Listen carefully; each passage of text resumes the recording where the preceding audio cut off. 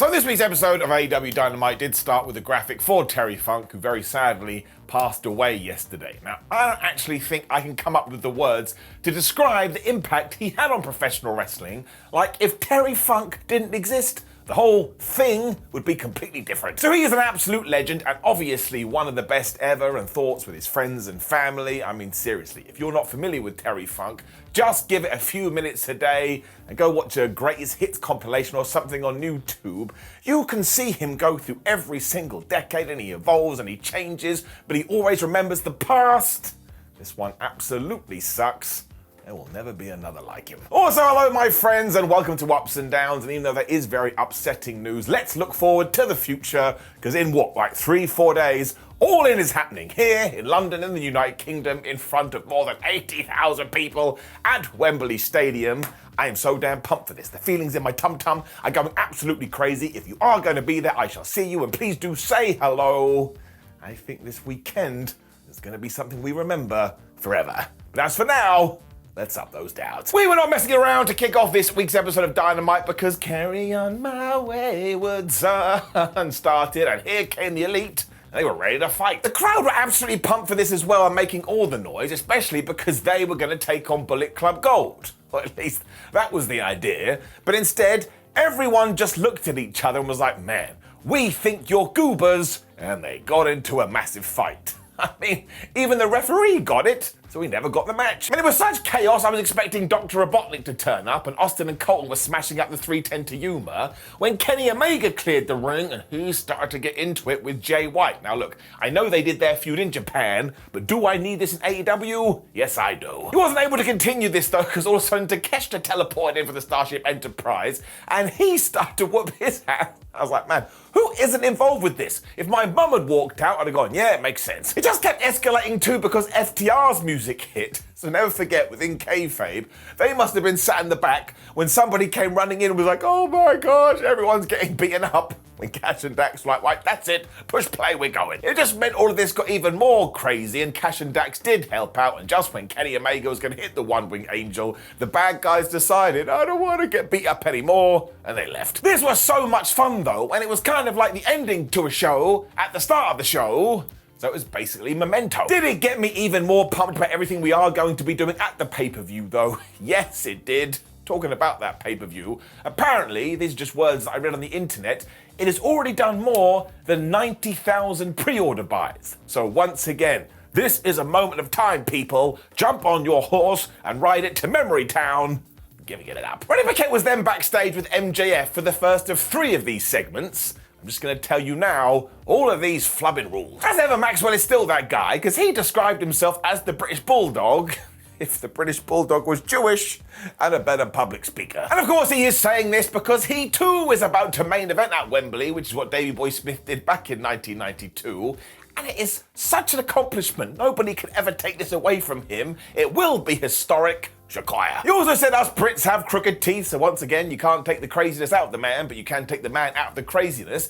And he promised to buy us all a pint, and of course, Tony Khan will be paying for it. Now, I don't drink alcohol, but I tell you what, you can buy me a no-sugar Fanta. I'm that guy. MJF then switched into serious mode because he gets it and started to talk about all the other major wrestling events we have seen through the years, and the fact they were headlined by the like of Hulk Hogan and The Rock and John Cena and Stone Cold Steve Austin, and now he is about to be standing on the shoulders of giants, because who is going to be closing the biggest wrestling show ever? It's flipping him. This is when Renee started to show clips of everything that happened between him and Adam Cole, and man, Maxwell just opened up his soul, because like, look, I never had a friend before, but my relationship with Mr. Cole has shown me that you can trust people and you can leave yourself vulnerable. I'm like, man, if he screws you over, I'm actually gonna cry. And he better do this too, because sometimes you just want tragedy in your life. I mean, just go ask William Shakespeare. I mean, not now, because he is most definitely dead, and he ended by saying, sure, I'm still a scumbag, but I'm your scumbag. And who doesn't want a scumbag? I just can't wait to see all of this play out though, because there's so many different directions you can go in. I mean, is MJF actually playing a trick on us? Is Adam Cole going to go, ha ha, I've been tricking you? Or maybe they stay friends forever. We just don't know.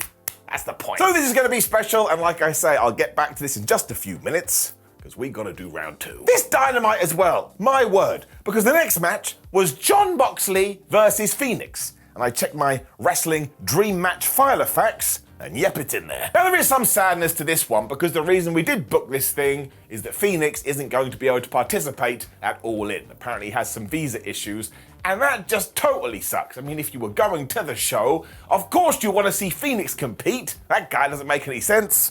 2 + 2 = potato. Now, Mox was clearly aware of this as well, and he even decided, well, I know you're a fast guy, but I'm going to try and stop you. Did it work? No, it didn't. Fenix just went crazy. Sadly, Jonathan did have a plan. He just went old school because he tried to rip off Fenix's mask. And I was like, man, you're just a bad person, which was doubly true because he then stomped on him and hit a pile driver. And I was like, well, that's it, he's dead. Fenix then tried a desperation cut, but instead Moxley started to choke him, so he's trying to strangle the life out of him. So do you know what Fenix did? He hit him with a cutter. Now, this is great life advice. If anybody does try and strangle you, make sure you hit them with the RKO. Why not? It revved him up because he booted Mox and hit this incredible frog splash, and I'm sure all his frog friends were super impressed. But essentially, Moxie was like, no, I don't want you to do this anymore. And when Fenix came at him in the air again, he just swatted him. I was like, man, you should have really come up with a move. We clearly wanted to keep Fenix strong though, because Moxley hit him with an avalanche death rider and he kicked out. But that just pissed off the man. He reapplied the choke, and as we've told 1,000 times before, if you can't breathe, you will pass out. And that's what happened to Fenix. This was absolutely fantastic stuff though, and of course there was going to be some kind of post-match fight, because all of these guys are involved in Stadium Stampede, and we needed to figure out who the mystery guys were. So the rest of the Blackpool Combat Club were here instantly, and they had crowbars. So I'm like, I'm sorry, that is attempted murder. And thankfully, Pentagon and Eddie Kingston must have been watching this, because they came out to make the save. Of course, this is professional wrestling though, and there's like a ladder system in place. So even though coming out to make the save is like number 2, do you know what goes above it in number 1? That's right, a big old return surprise. So from nowhere, Ortiz walked out. I was like, well, we haven't seen you in ages. When also, Santana was here. So that's right, the proud of the powerful are back together, and they realigned with the BCC, which makes perfect sense, because when we saw them in that Blood and Guts match, they were hanging out with the guys from Blackpool. Finally, the rest of the best friends were here to kind of chase everybody away, but the damage was done. Fenix had been hit in the head by a crowbar, he was stretched out of there, I presume, to go to a local medical facility. And sure, look, for the second time in one night, we did have one of these big brawls, and people do like to get upset about that, but it just got me so excited for everything that is going to happen, I can't be mad at it. Like, the law of diminishing returns is a very real thing, but here, everyone kept telling me, oh my gosh, All In's going to be special, All In's going to be special, so I started wibbling and wobbling like this. And if you make me, Simon Miller, a willable and a wobble, you get it up. We also did see Fenix being driven away in a local medical facility wagon when Renee Paquette was here talking to Eddie Kingston. And this Eddie Kingston is just the best. To the point, bring it down. Does Eddie Kingston realize that wrestling isn't work? It still says no, because he saw this like it was the worst thing that ever happened, and even turned to Renee and was like, your husband did this. Maybe you need to go and sort him out. This story is really good too, because essentially all of Kingston's friends are just being absolute assholes, and that's affecting him in his personal life. So it's just another round of applause, and I tell you, before the end of 2024, Eddie Kingston needs to be the AEW World Champion. We then had a pre-recorded video with Sammy Guevara, Cool Hand Ange, Daddy Magic, and Daniel Garcia. And this actually made sense, because Sam was all like, oh, Chris Jericho, I shall be in your corner for life. And everybody else turned up and they're like, did you not see what happened last week? Sure, Jericho didn't join Don Callis' family, but he was going to until he saw a picture of Don ripping his head off. This is why I love wrestling. That's entirely true. Guevara would not relent though, and he's like, I'm going to stand by my friend forever. When Parker was like, please, for the love of everything, would Chris Jericho do this for you? No, he would not. Matt Menard and Angelo then did walk off as Daniel Garcia looked at Sammy Guevara before he left as well. And I kind of think that all of these guys are going to be involved when we get to Chris Jericho versus Will Ospreay. I don't know in what guise, but I'm putting it out there. That's my prediction. Also, I like the way that we are just trickling this story along. It's got me intrigued. It was well timed too, because we went straight from this into the contract signing between Chris Jericho and Will Ospreay. Sports entertainment for life. And there was a bunch of security in the ring, which is a massive waste of time, because when have they ever helped during a contract signing? And of course, Don Callis was here with Will Ospreay, who has officially joined his family. What Christmas that's going to be. Somewhat surprisingly, Guevara was with Jericho here too, although Callis spoke to begin with, and he was like, Chris, listen to me. Even though it would have been great if you had joined my troupe, do you know what's going to be better? Me ending your career forever. Which is why I have told Osprey, come Wembley, he has to kill you. That's what he said. So there it is. The crime counter goes up by 1. You can't argue this. If you go out there in public right now and shout, I'm gonna kill you, you will definitely be spending a night in prison.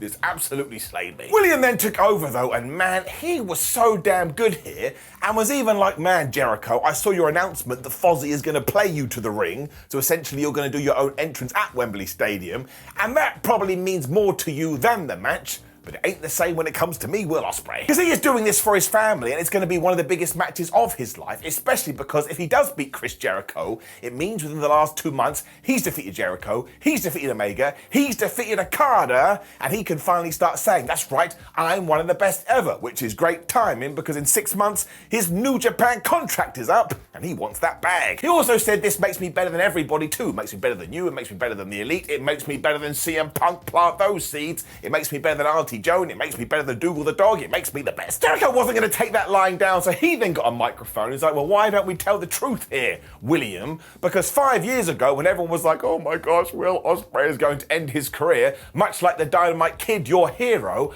I called you up and said, bro, you need to take care of yourself. You are going to become one of the best in the world, but you got to be smart. Chris could see his potential though, which is why in 2021, he wanted to do the match before the pandemic ended it, which is why when they get to England, Ospreay is going to have to do this for his countrymen, and he's going to have to defeat Christopher Jericho. And I tell you, man, he kept tying this into the fact that if he's not careful, he's going to end up in a wheelchair. This was super duper intense stuff. I mean, he got so potty mouthed, Ospreay just smacked the microphone out of Jericho's hand, so Jericho slapped him, which is, of course, is when a brawl broke out.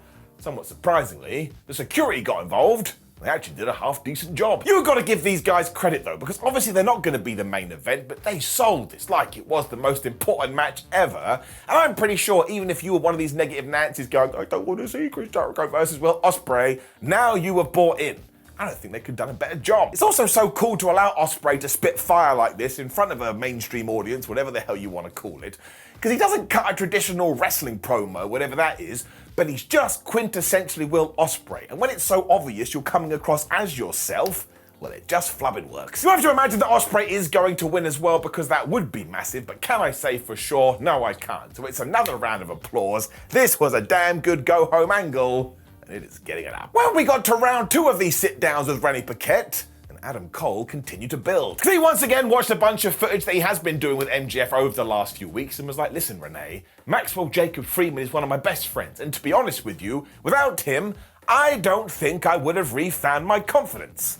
I had something in my eye again. Adam then went off saying about when he got into professional wrestling, he did so because he wanted to be the best. And while he has won championships around the world, now he needs that AEW title because it will signify that he has made a triumphant return. Which is when Paquette was like, all right, yeah, that's great and all, but I think we should talk about Roderick Strong and the Kingdom.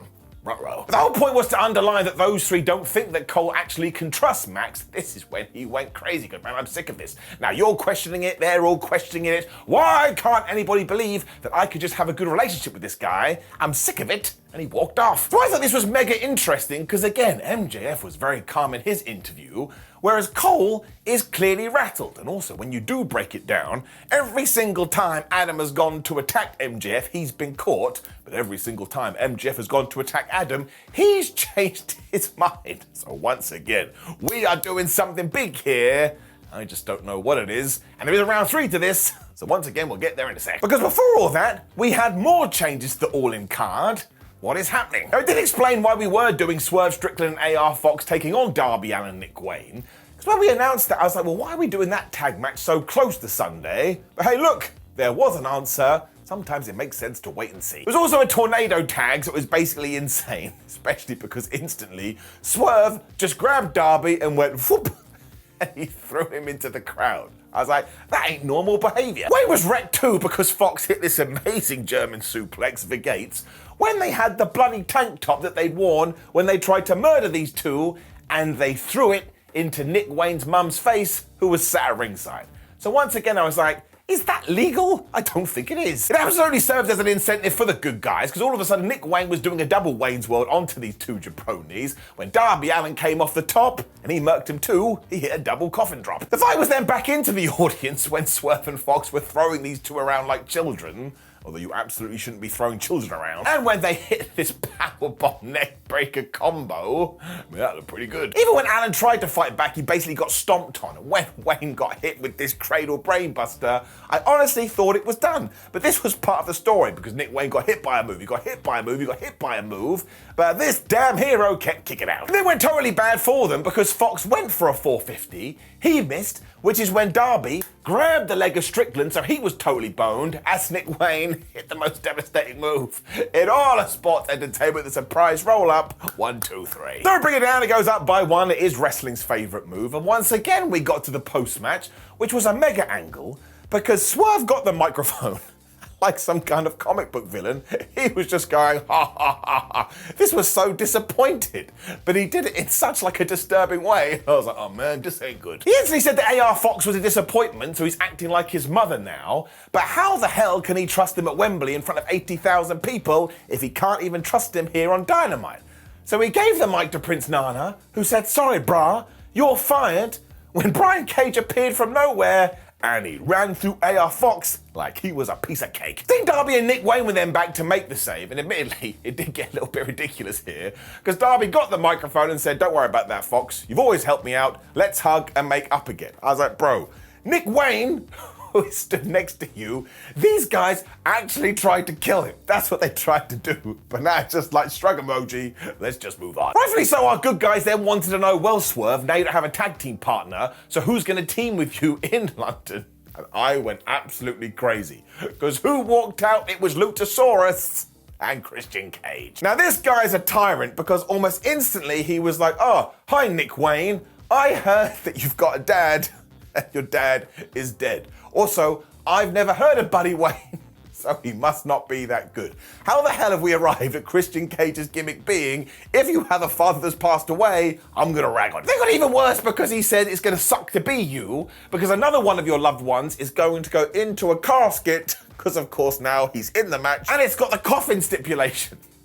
Christian is just an absolute menace. So there you go, it is now going to be Darby and Sting taking on Swerve, Strickland and Christian, which means now everyone's going, oh my gosh, Edge is going to be there. Because the latest rumour is that apparently Edge went to WWE and was like, here's what I need to stay, and WWE said, well, we ain't going to pay you that. So all of a sudden, apparently he's going to All Elite Wrestling. Now, we don't know that, it's all rumours and speculation. The only person that knows for sure is Adam Copeland. But if he did turn up in Wembley, of course it would be a moment for the ages. But either way, this tag team match is going to rule. Look who's in it. We know what Sting likes to do in these kind of situations. Plus you have the crazy stipulation, and it's Darby Allen in front of all those individuals. I think we should all be very excited, and I'm giving it up. With that said though, I can only presume that maybe AR Fox also has visa issues, or maybe there's something personal going on with him. I don't want to speculate, but it kind of sucks that we've already taken him away from Swerve Strickland's group, because I thought he really fit, and I thought all of this was really good. So look, it may come out in the wash, there's actually a very good reason for this, but in terms of me watching my wrestling programs and just taking things in the context they are presented to me, it's gotta get it down. Like, he had so much momentum, now it kind of feels like it's gone in the other way. Like, it doesn't matter. I just like it. The sheer intensity of this Dynamite continued right after this though, because we were doing our big old sit down with FTR and the Young Bucks, hosted by Renee Paquette, and I tell you, wrestling needs to do this more, because when you get it right, it just feels so damn real. We kept it nice and simple as well, because both teams had agreed, I need to beat you so I can say I'm the best in the world, and the other people were like, well, that's what we need as well, and then we can walk around and shake our hips. They also sold it as the biggest fight of their careers, but when it came to legacy, Matt and Nick Jackson were like, no, that ain't the case. We've already cemented our legacy. I mean, we built AEW, but when it comes to you, Cash and Dax, you need to beat us, otherwise, what are you going to keep going on about? He also reminded them that the reason they got hired at All Elite Wrestling is because they went to bat for them, and let's even look at their name, FTR. That was born on the Being the Elite YouTube series. It's true. Flub the revival. Dax then fired back and was all like, sure, the Bucks used to be the foundations of AEW, but now we're the foundations of AEW, which means we're gonna have to crack you into. That's a good line. So once again, what we did do here is just make you go, well, I don't know who's going to win. Though I actually feel sorry for these four. The bar is set so high because they are super duper talented. I mean, so many fans are like, unless they have the best tag team match ever, I think it's going to be a disappointment. That's totally nuts. With that said though, I think they agree with this, and I think they're actually going to go out there and do it. Now, it may not be the bestie match ever, but it is going to be top 5 at the very least. I am so pumped for this, and the fact they were so serious here, man, they just get it up. When Ruby Soho defeated Skye Blue, made me a little bit sad, or blue. Somebody's gonna punch me. I just thought she had a bunch of momentum and it'd be cool to capitalize on that, although Ruby did something very interesting here. She cut an inset promo during her entrance where she essentially said, "Hey Chris Statlander, I want your TBS title." And I thought about it and I was like, yeah, I want to see that feud. That's why she needs a win here so she can build up her own pathway to that championship. The best bit was, when she did walk out, Toni Storm was with her and then she left. So I like to think she went and found Lexi Nair and threw a shoe at her again. Skye also got one of these inset promos, but it made me laugh because when you had the picture-in-picture, you just saw Ruby whooping her ass. Although when they went to the outside, old Skye grabbed Ruby and she threw her into Barry Barricade. So bring it down, that is 99 on the Justice for Barry counter, which means one more. We get to 100, we shall have the funeral for Barry, and we shall leave this counter forever. Because let's face it, wrestlers don't respect Barry, so they've won. I'm gonna give up respecting him too. Blue then carried this on by hitting a big old knee to the skull of Ruby Soho when she also hit her with a rolling neck breaker. I was like, wait a minute, that's her head and her neck. You're trying to decapitate her. They then start with the near falls, which is the 2023 way. But when Skye Blue went to play homage to James Bond and hit the Skyfall, Ruby kicked out. Now look, I must believe in that move. I went hot damn. She also went for the code blue, but that didn't work either. I think at this stage, Soho was like, wait a minute, you are hitting me with all your maneuvers.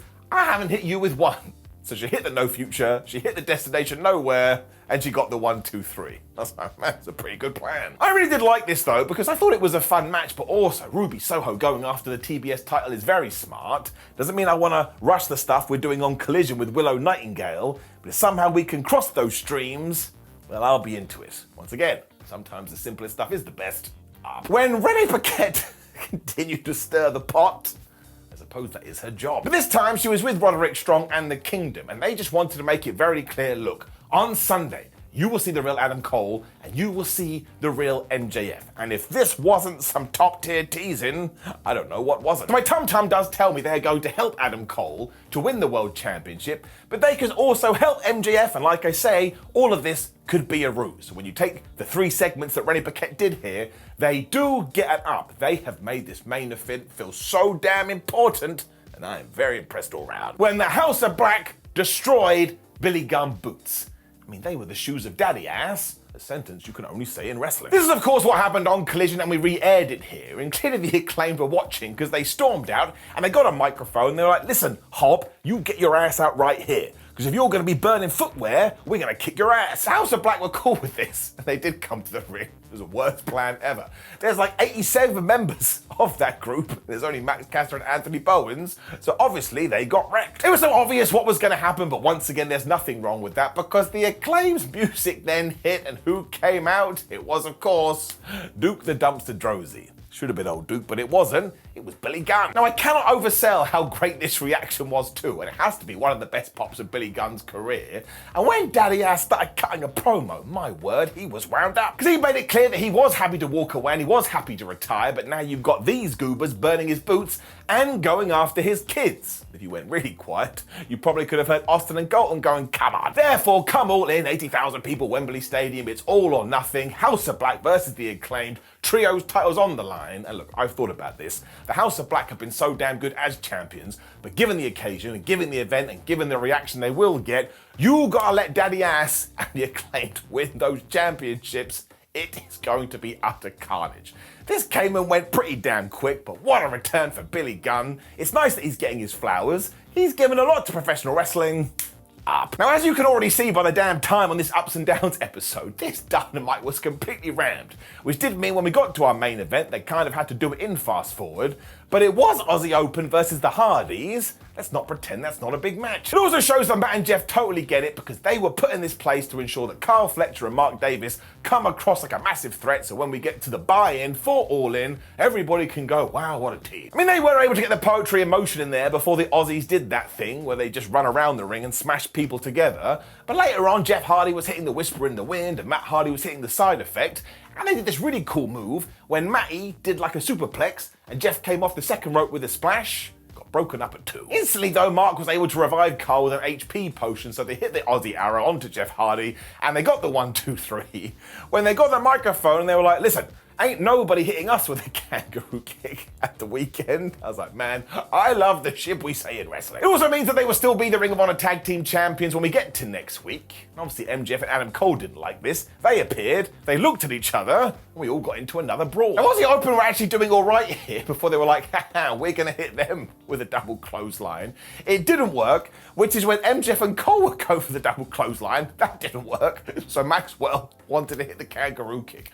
I was on the floor. The amount of weird moves they were trying to do, I love it. It ended when Cole was going to go for a super kick, but Kyle Fletcher got out of the way, so he almost hit MJF. So once again, these two are like, wait a minute, something fishy is going on here. To the point, Friedman shoulder barge past Cole. He put on the Dynamite Diamond ring. And once again, even though he could whacked him, he didn't. And he gave Cole a hug instead. Adam sold this so well because his face told 1,000 stories, so once again, you just don't know not only what's going to happen in the main event, but what's going to happen in this tag match. You have to imagine whatever we do, then ties in. So I am totally flabbergasted by all of this in the best possible way, and in terms of a go-home angle leading into All In from Dynamite, it is absolutely getting it up. So it's just so good and one of the best stories in wrestling right now, and this whole episode of Dynamite gets an up, and now we just wait. We are a few days away from All In. It's going to rule. Now please do leave a comment below and let me know what you thought about last night's show, and make sure you click this video on the screen, which is ups and downs for Raw. See what I thought of that old thing. You can go to WhatCulture.com, you can follow us on social media, you can interact with this video, like, share, and subscribe, but more importantly, just enjoy this madness as best as you possibly can, because once it's done, it's done. I will see you very soon.